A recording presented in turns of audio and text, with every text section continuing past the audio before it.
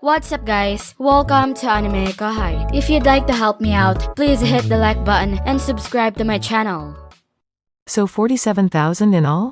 And they averaged a B+ in rank, which was more than sufficient. But they'd be going up against an Empire force almost 4 times as large. No matter how much of an operational advantage we had, defeat seemed pretty likely to me.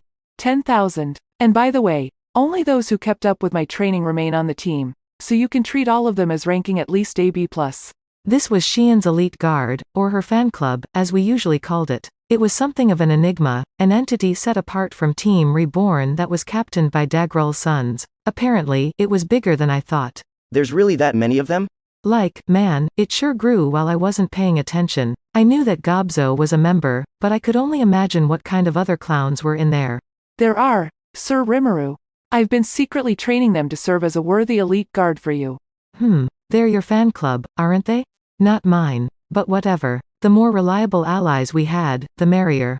But even this leaves us at a dire numerical disadvantage, so I'll be expecting a lot out of all my close officers here. First, we should confuse them with a large-scale skill, then strike them when they're open. They won't just sit back and watch, of course. Assuming they advance upon us, the first question is who should tackle them first. Usually, Benimaru would have been taking that role, as far as I knew. A wide-ranging attack like Hellflare would be perfect for the job. But unfortunately, Benimaru had to stay here and guard me. So who else, then? Isn't this where I come in, my lord? Carrera asked. Yeah, she did seem qualified. I glanced at Benimaru. Our eyes met, he gave me a small nod, and with that, I decided to give Carrera her wish. I think I can. Right, Carrera, it's up to you. Use some of that flashy magic of yours to teach the Imperial Force a lesson they'll never forget. Absolutely, my lord. You can count on me. Oh, was Diablo about to say something? Sorry, Diablo, what were you saying? No. It was nothing of importance. But good for you, Carrera. Oh, I'm so happy. I could almost see the sparks flying between Diablo and Carrera. Was he about to nominate himself or something? If so, then my apologies, but did Diablo have that kind of large-scale magic at his fingertips? Surely he had to. I guess being around me all the time like this was driving him to show off as much as possible. Now I felt just a little bad for him. Hopping out of my chair, I transformed from slime to human form and stood before Diablo. Placing a hand on his shoulder, I tried to sound as persuasive as I could. Sorry about that, Diablo. You know, I was actually hoping you might volunteer to kill off the enemy commander for me. Huh? Diablo's lips curled into a grin. He looked happy, really happy. Great, then. There still might be unknown menaces in their army, right? It looks like the Krishna guy from before managed to resurrect himself, for example, but it ought to be easy for you to trace him. Given his stalker-ish behavior from time to time, I bet Diablo was good at that kind of thing. Of course, Sir Rimuru. He replied happily. Aha, I knew it all along.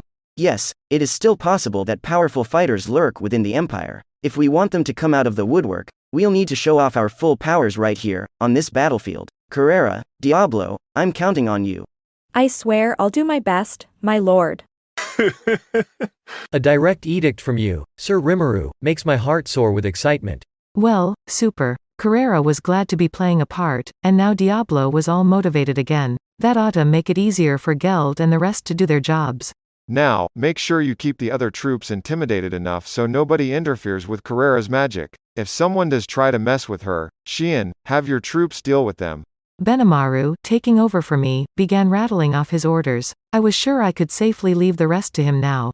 As for the formation, I'd like Geld up front and Xian using hit and run tactics, as we discussed. We'll count on the red numbers to provide pursuit duty, but as for who'll be in charge, they needed someone who could connect via thought communication to Benimaru and immediately execute his will as needed. Thought communication could also be used to relay orders to every ally on the field, but any mistaken action out there could end our life. A commander who could make little corrections as needed was absolutely vital. I think Gabwa could handle that job nimbly enough, but maybe him giving orders to Xian and Geld was asking a bit much? I think that Gob. One moment. The door to the control center burst open, interrupting Benimaru. There we saw Momiji, representative of the chief of the Tengu. She was also Hakuro's daughter, so she was pretty close with everyone in the room. But giving her such easy access to the control center, after we tightened up security so much. Lady Shuna was gracious enough to let me in. Aha. Shuna had been handling lots of small details for us this whole time, bringing us meals and preparing tea, and I guess Momiji had been helping her out. Fair enough, then. Let's hear her out. As Benimaru's wife, I think it is time for me step up and take his position on the field. What are you? We couldn't just have anyone take Benimaru's place here, but Momiji would be fine, wouldn't she? She had the power, for sure, and her temperament was such that she wouldn't let Shion or Geld give her cold feet. Well, why not? I opted to accept the offer. Indeed, I would gladly welcome Lady Momiji as a worthy ally. Shion didn't seem to mind, either. She knew that Momiji was Hakuro's daughter, so she must have been treating her with a soft touch. I'm for it as well. The red numbers are a meritocracy of worthy magic born. Instead of Team Kurenai going it alone, I would much rather ask for help from our Tengu friend. Geld was on board, too, and nobody else seemed to be voicing any disagreement. Well, unless there are any concerns, you mind if I let your fiancé take this job, Benimaru? No, but. Oh, is he against it? Yeah, maybe he doesn't want his future wife out fighting in wars. Ah, worried for your wife? Well, yes. Wait, no. Darn, I almost got him to admit it, but he wasn't off the hook yet. Benimaru. With a loud bang, the door flew open to reveal Shuna, standing up straight and admonishing her brother. Lady Momiji has been preparing your meals for the past few days. I'll have you know. All she wanted was for you to have a good meal, so she asked me to teach her how to cook. That's such a gallant thing to do, and I don't want that to go to waste. She has? Yes. Momiji nodded. I had actually noticed this. Compared to Shuna, the meal quality wasn't quite up to the usual standard. That's why I felt it was perfectly fine to give Momiji her wish. But kitchen work and battle command are two very different. Benimaru. Benimaru can't resist his little sister, either, huh? This is your fault for being so indecisive in the first place, you know. No wonder Lady Momiji is so anxious. If you're a man, you need to make it clear who you love already. Yes, he did. I was curious which one Benimaru would choose, Alvis or Momiji, but then again, was now really the time for that? I honestly began to sympathize with him. If I were him, I probably wouldn't want this talked about in front of everyone, either. No, Lady Shuna. Victory is something I must seize with my own hands. Now it was Momiji making the emotional declarations. Now Alvis had a huge disadvantage. Momiji was clearly doing a better job laying the groundwork. Was this battle over? But just then. You won't get away with this. Alvis, of all people, showed up, slipping right out from behind Shuna. I have just arrived now with reinforcements from Eurasania. I didn't ask for any, and I'd heard nothing about any. But in Alvis's hand was a letter from Milam. It contained a single sentence, do your best. Who was it meant for? Pretty open-ended message there. But hang on, how did Alvis get inside the labyrinth? Lady Milam provided the magic. You developed it for her, didn't you, Sir Rimuru? Oh, right. Milam had gotten telepathic permission from Ramirez to send military forces directly into the labyrinth, huh? That was a pretty reckless decision on Milam's part, but then, anything was possible with her. So now we had a force of 20,000 led by Alvis, not just lycanthropes but also a bunch of harpies, reportedly. A few choice representatives from the Beastmaster's Warrior Alliance were even along for the ride. Even Benimaru had to give this a resigned grin. As long as Milam's will was involved, there was absolutely no way we could send Alvis's troops back home. Besides, if I did, Momiji would never, ever give Benimaru a moment of peace. Alright, Momiji, I'm giving you my force. Take care of it for me. With pleasure. She looked happy, and with that, the battle between the two women began. I hope you don't drag me down at all. He. What kind of talk is that? I was already picturing the sparks flying between them. Was this really okay? I was a little concerned about that. So despite all the interruptions, we had a general idea of who we were going to deploy. I should note that Alvis's reinforcements were completely dependable fighters. We were still at a numerical disadvantage, but I think this gave us a lot more wiggle room. Geld would be in the front row, Momiji taking up the rear. The cavalry, so to speak, was on the wings, Shion on the right and Alvis on the left. This all helped me relax a little, but we still had a battle to fight. Pulling myself together, I sent the orders for each division to head out. Shion and Geld, waiting for this moment all week, immediately sprang into action. Momiji followed suit, and suddenly the control center was busier than ever. On floor 95, currently serving as floor 100, there was a vast open space, not enough of one for military training, but if we were just housing troops, it would suffice. With that in mind, the members of Geld's 2nd Army Corps and Benimaru's 4th Corps were put on standby in and around floor 100. They'd be coming down in about an hour, so I decided to go out and give them a little morale boost, and they needed my teleportation magic to get them down here anyway. Sir Rimuru, do you have a moment? Zoe whispered into my ear as I prepared to set off. What's up?